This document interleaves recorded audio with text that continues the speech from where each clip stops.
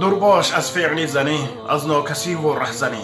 هرگز مکن تو من منی، یک روز باشو مرد باش. این سخن برای اون انسان‌هایی که یک مرد اخلاق کوتاه را گرفته هر خد حقارت را نسبت شیخ و غیر و هاکسا استفاده میبرند. این انسان‌ها اگر دغل باشد میبخشین، خودتان مرغ نگیرین و موافقت کرده با همون شیخ خود روبرو صحبت کنین، یا که با طریق اسمس و با طریق تلفن میگن برادر این کارت خوب نیست. این دشنام ها رو، این سخن های قبیحی که یک انسان که عقلش کوتاه است و حساب کتابش از ما و شما گناهکارای ده کمتر است، اونا استفاده بردین، اونا مسخره کردین. الله تعالی یک روز شما خار ذلیل میکند. استغفر الله. سامانه اینترنت خواهرها میدونن، اپاها میدونن، مادرها میدونن. نعوذ بالله. شما یک انسان گرفتین که سخن ها رو فرق نمیکنه چی میگه دیگه. کمی عقلی هم کوتاه خودتون کار فرمایین. نعوذ بالله. تا بکی اور ناموس تاج خودتان میفرارین. الله تعالی کلی ما و شما را از این خیر حراما نگه دارد.